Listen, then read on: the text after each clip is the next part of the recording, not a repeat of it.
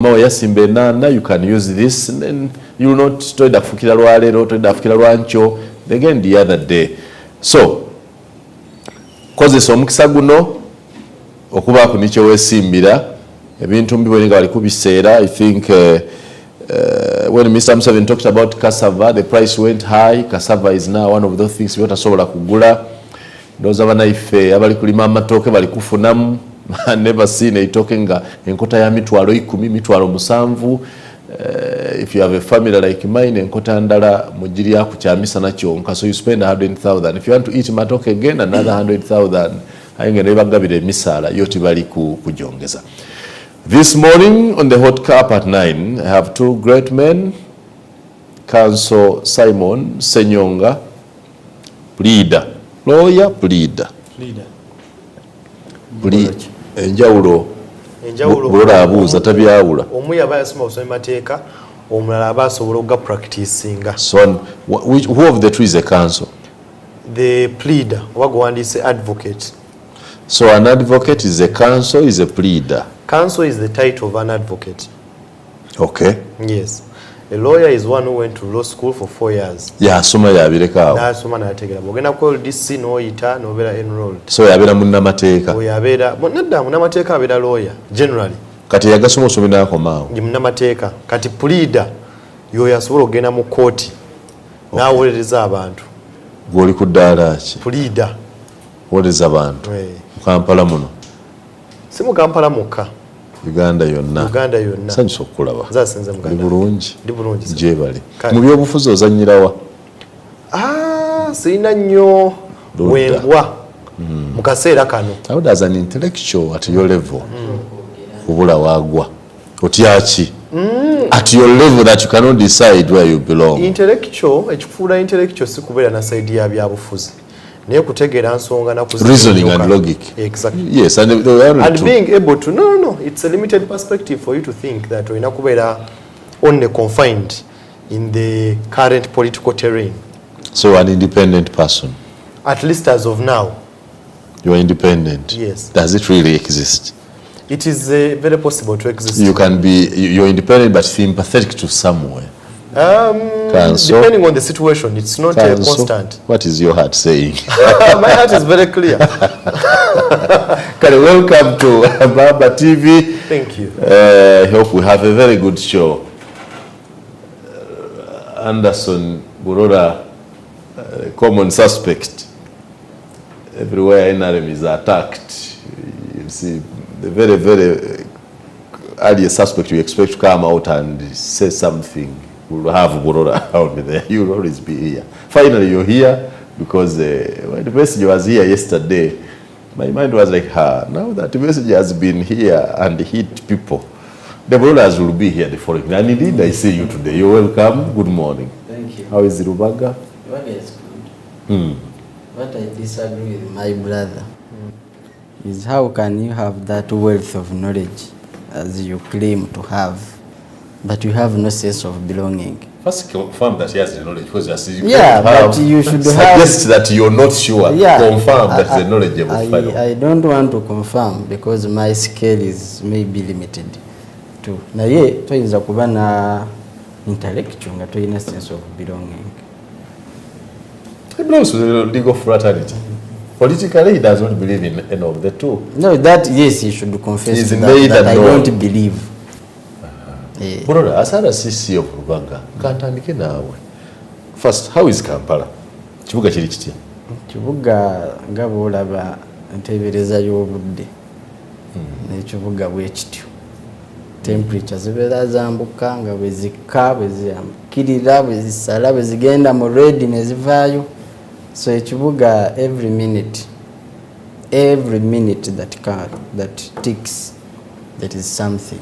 So omanyi ekinsanyusa kati bw'ogenda bw'osanga muwanga lutaaya si amugezi wa NRM ya Kiso ayinza oga nti twagala okwebaza gavumenti ya NRM olw'eno enkuba twebaza Museveni olw'eno enkuba muwanga lutaaya teri nti eno enkuba Museveni yagireese twebaza President Museveni singa tufuna nkuba tumwebaza olw'enkuba eno I hope you don't subscribe to that same. He was a president. No, I don't subscribe to that kind of notion. Nzo manyi nti si President Museveni mukama wange era president w'eggwanga. Ye mukama abo bantu be bakama abo. Constitution eri clear. Kama oyo Museveni. I represent the president and the central government. Which president represents the people? Yes. So who of the two are the bosses? Because those who appoint Mr. Museveni are the people. They give him mandate to choose those he should work with. So your bosses are the people. My bosses is the president, and the president is the people. The presidency is just an office. It's not an individual. So the presidency is an office. Is an office of the people. So the people are your bosses, okay, right? Sir. Yes, they are. Anderson Burona RCC wa Lubaga yali nakawa wano kwa assignment yali yakulaba nti atebenkeze nale musaidi yawo n'alwana kibaza n'apwira task yokulaba nti ayisamu aba NRM akalu kagenda okugwa ngenakawa tasigaza wa NRM yenna nga Ssenyonyi be bayise yogeranga gwe yampa omulimu waliyo nawe yagala kakasa bigenda maaso ebyobupapula nti obaayo byemukola. I know Ssenyonyi my task in Nakawa was different and my task in Lubaga is different. In specific terms, I want to look at the appointment rate of an RDC. In specific terms, what are the 2 or 3 key functions stated there? Because I see every RDC does different things. No, but you see... I see you always here on the media houses defending government. In Namayingo, somebody is everywhere. Kulumbe, you see every RDC attends every Lumbe for mobilizing. It says it's mobilizing. In some other places, you find RDCs presiding over Misango Jataka. In some places, so... What exactly is written on your appointment letter? Now, as I told you, the appointment letter is derived from the Constitution. Now, the Constitution clearly states that ejimu ku mirimu ja RDC jejo ku coordinating ABCD naye n'emirala nga president waba yagadde waba abasobodde okumulagira oba okumutuma. So president yamutuma ku nyimbe. Now bifo byonna byawukana dynamics zerubaga sizeze Namayingo sizeze Kibuku sizeze Arua. Ojja kwekanga nga emirimu egiri e Lubaga ate bwogenda tugeze Mbarara. I was talking to my colleague of Mbarara n'agamba Mbarara ojja kusanga emisango nga 2-3 mu mwezi egy'ettaka. You get it? Now ojje Empigi ng'emisango gy'ettaka tekijja nakukkiriza kuva ku office oba kugivaako. Bw'ogenda Butambala the dynamics will change. Busoga emisango gy'amakansambye and yasize owokubiri aminze tesijejemu ate RDC the husband and the wife to mediate between of course because that is the role of a leader. But also you realize that an RDC is like a referee. Amanyi referee mugenda mu kisaawe ng'abasambi amateeka bagamanyi, kocha amateeka agamanyi, omuwagizi amateeka agamanyi, fourth buli omu amateeka agamanyi, but you still need a referee. Why? There is that particular moment n'amanya amateeka nga tayagala kugajjukira. Oliwo alina okugamujjukiza. So RDC, yes, there are some places where they errantly operate or go beyond their limits. But it is not true that RDCs are not important in this country or in the administration of this country. And I have not implied so. You are very important. No, there are those people who think so. But you overspread your wings. Sometimes, to be yes, specific sometimes it's required. Sometimes. What did you say? One time I had a journalist who invited me, called me 10 times before I reached. 10 times. Oliwa budde butuuse nga totuuka bambi tonjuwa when we went to the show, he said, but why do you people make yourselves important? Why do you feel important? So I said, you man, you called me here 10 times before I reached. You were giving me a full hour to speak to people. Because I'm important. And you are saying I am not important. What kind of logic is that? Perhaps you had inflated your importance. No, it is not. By the way, let me tell you, it is until when you run everywhere. No genda ku police, no genda ku division, no genda wona, no one is having your time. No one is willing to get out to go and sort your problems. Kubanga bogenda nga ku division oba ku district bajja kugamba tetulina mafuta. Enamwe mubimanya ebyo. Bogenda ku police omusangi nga alina emisango bwegiti akugambe ku mawencha. And you need that one person who will be able to call a policeman or to call some government official who is adamant to say, you go and help this person, or you come and we go and we help this person. So, barefari bano mubawe ku katiibwa, mubawe ku bakola omulimu gw'amaanyi.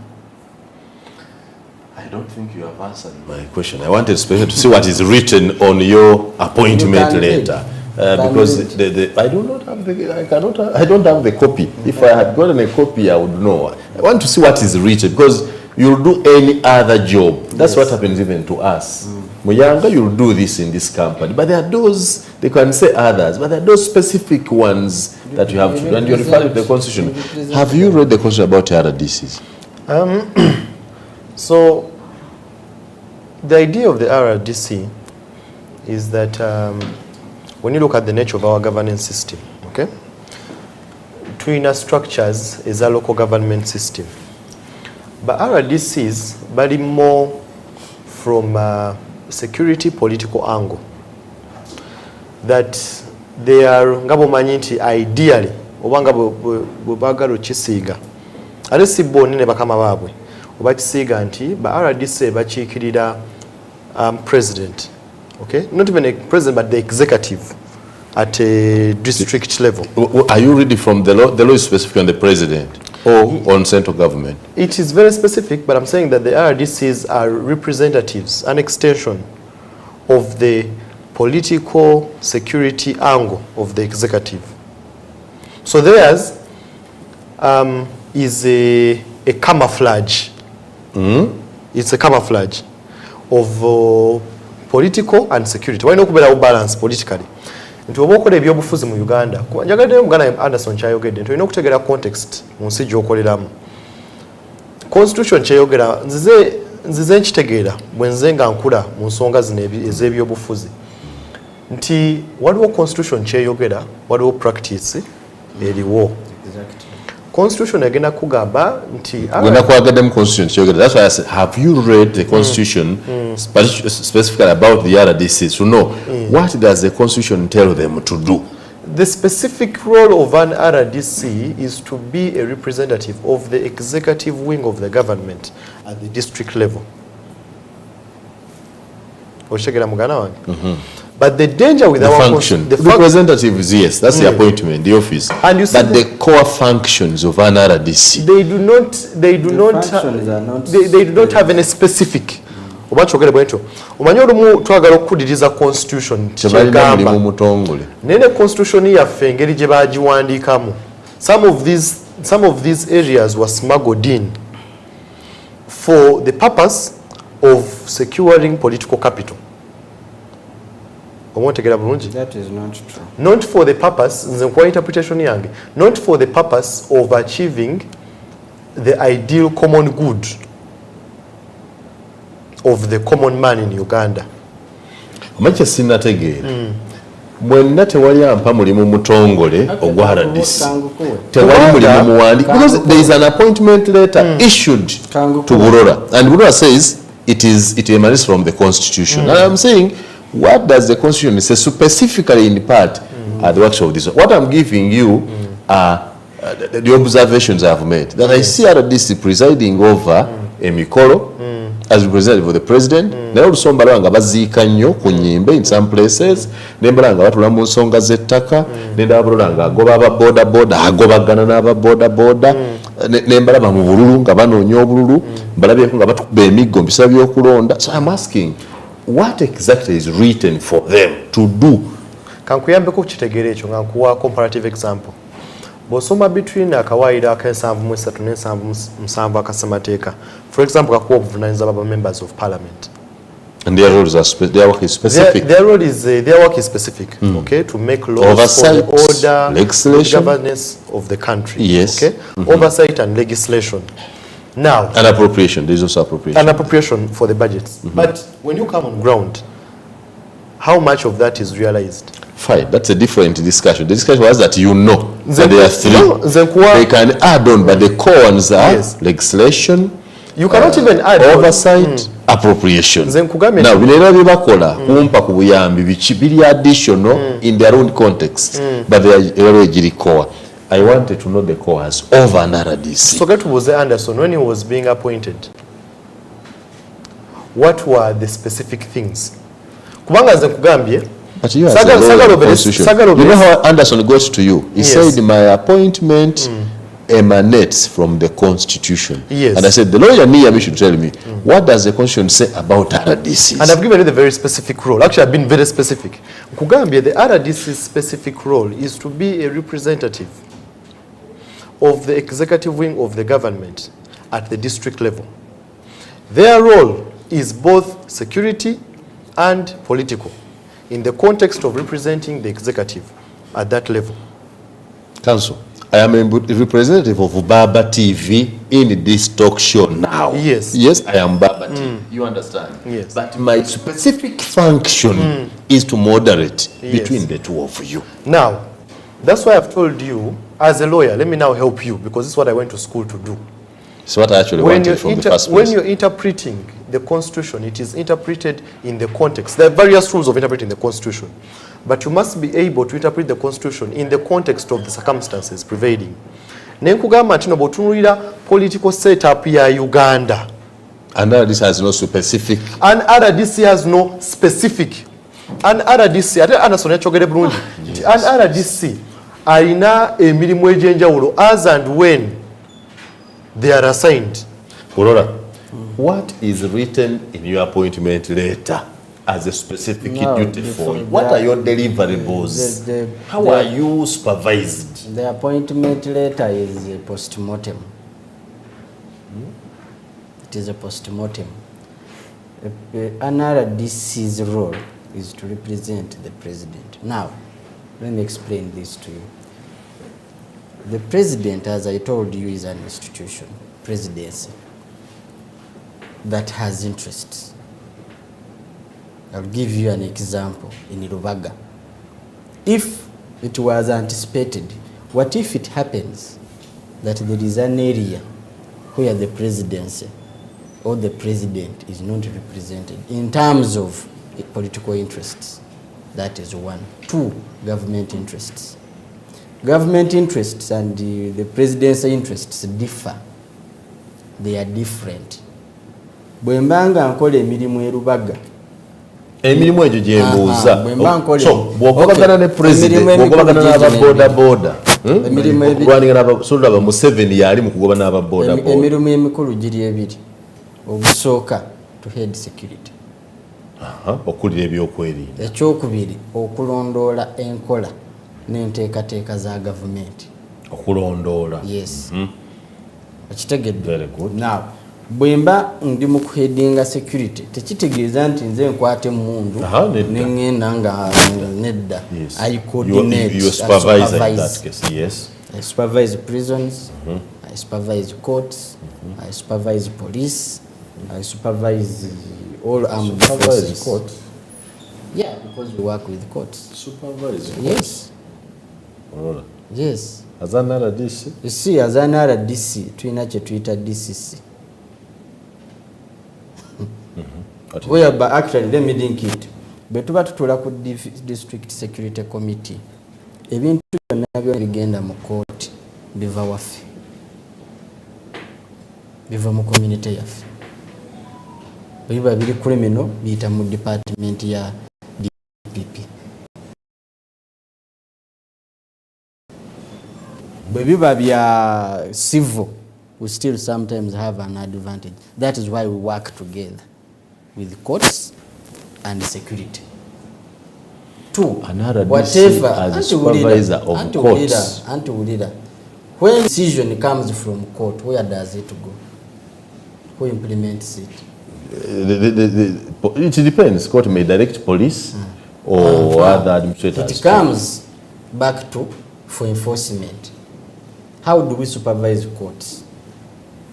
There are sometimes officers who, one, may masquerade, two, who may abuse the officers, three, who might, whatever it is. So through the structures, the RDC, if there is repeated reporting on a specific officer, the RDC can write to the principal judge or can write to the Chief Justice a report that according to what is happening in this area, so and so has been repeatedly reported about this. Investigate.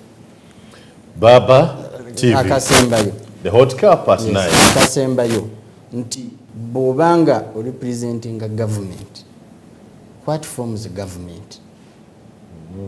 Yes. Government is holistic, is whole. President presides over each and everything that happens in the country. So I have that small little power that on his behalf I can act, I can report, I can respond to this, I can stop that, I can direct that. But through coordinating with specific entities. Thank you. The hot cup at 9. Council Simon Ssenyonga, RCC Herbert, Anderson Burora, RCC Lubaga. Katufune break tukomeo tutandikira awo. This is Hot Cup at 9 with Sir Simon Muyanga Lutaya. Enoni Baba TV obusoga bulaire.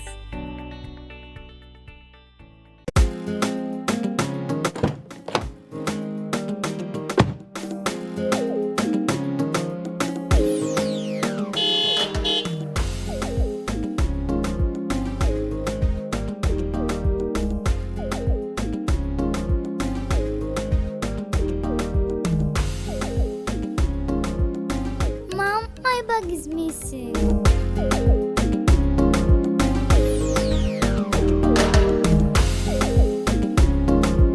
Mom, my bag is empty. But I packed some snacks in her bag. Can you see that guy? Hey kid, I have more for you from Sam's. Sam's offers you a wide range of snacks. Sam's, taste the difference.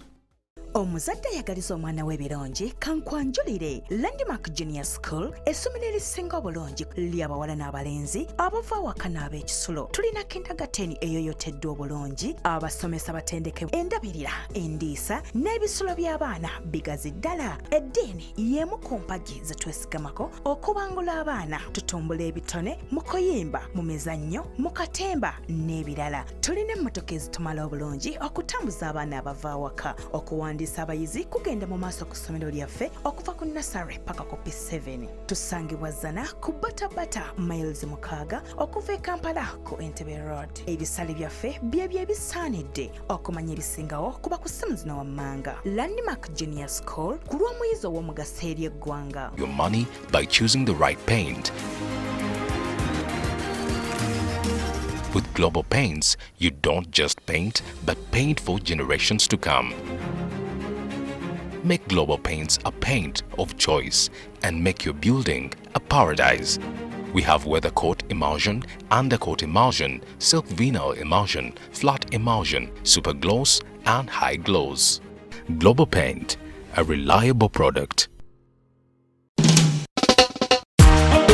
Olina kasente ko oyagala kulattako ofuneko weezimbira Julex otunda nyumba gye weezimbira oba oyagala kugula eweddewo n'okutabuka Julex ekyapa kyo wakifuna oyagala kukikyusa kidde mu mannya go Julex buli luguudo lwe wayagala oluyingira Kampala bano balinako ettaka Julex bamufuna mpola tuwonye bano batunda n'ettaka ku kibanja mpola Julex nammwe be babbako ettaka nga byakulemerera oyagala anakulwanira Julex balina ettaka mu Kampala wo munnange yangu ofuneko weezimbira Julex Property Consultants Limited tusangibwa Nansana ku Jenina State oba tukubire ku namba z'essimu zino wammanga 0752 46 oba 0788 46 11 jangu ofune ekyomulembe Julex.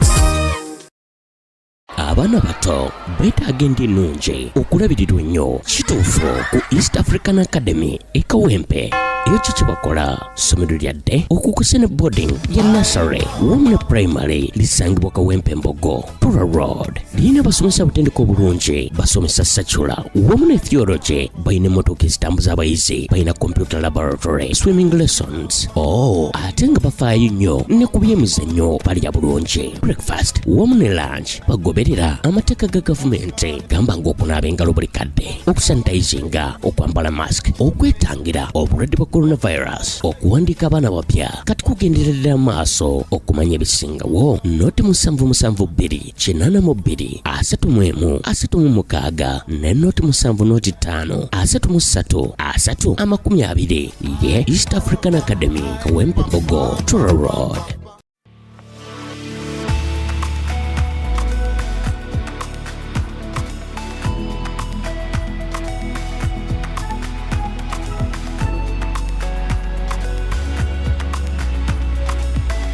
Enoni Baba TV obusoga bulaire.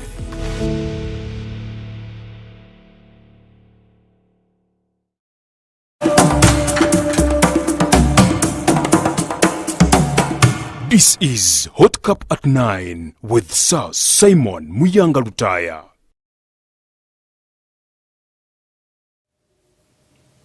All right, on this Hot Cup at 9 this morning, I have Counsel Simon Ssenyonga, lawyer atambulidde law firm wakolera naye waali agambye ndi mu ggwanga tupambana nansi tukola, which is okay. I have badengeda kuwa ekitiibwa kya counsel badde nkikusuddeko. I have my brother RCC of Lubaga. I don't know the craze with kusoma mateeka. Every politician is running there. Yet everyone is running to politics. You do it. We study things for some reasons. I am not going to study the law to practice it. I want to study the law to critique, to understand, but also to contribute to policy.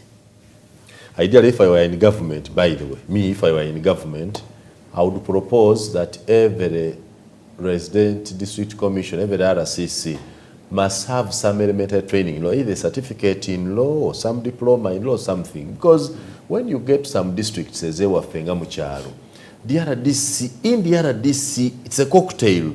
Mulimu some kind of pleader, mulimu some kind of judge, mulimu some kind of prosecutor, mulimu some kind of counselor, mulimu some kind of musomesa, mulimu kind of politician, everything.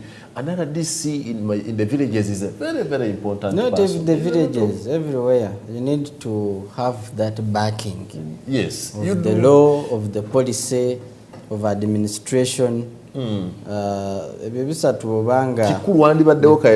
training. The reason I was looking for qualifications is that the Constitution provides for qualifications for an RDC. For example, what does it say? Must you have completed senior 6? You must be at the level of a member of parliament. Are you sure?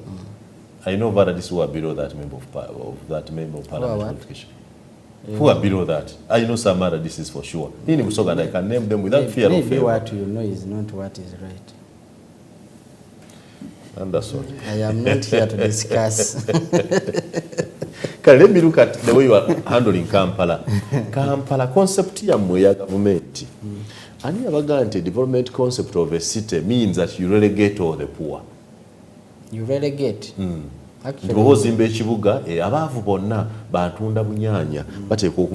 That's why we are elevating. We are currently elevating. Just that the elevation meets resistance. But we have introduced programs to elevate. Those programs are either abused or they are not taken seriously. Did you get my question right? I do. I understand.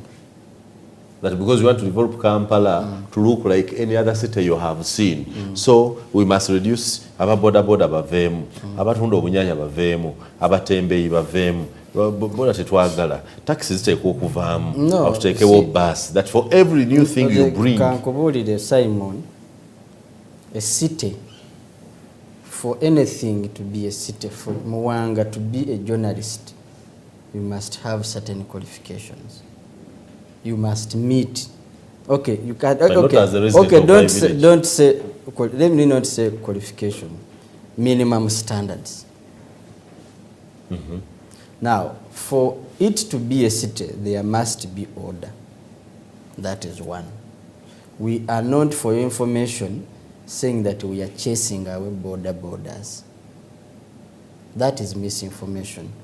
We are saying we want to have borders. You have reduced their number. Yes, but you see, reduction is based on the policy. Where do you want the rest to go? Reduction is based on a policy.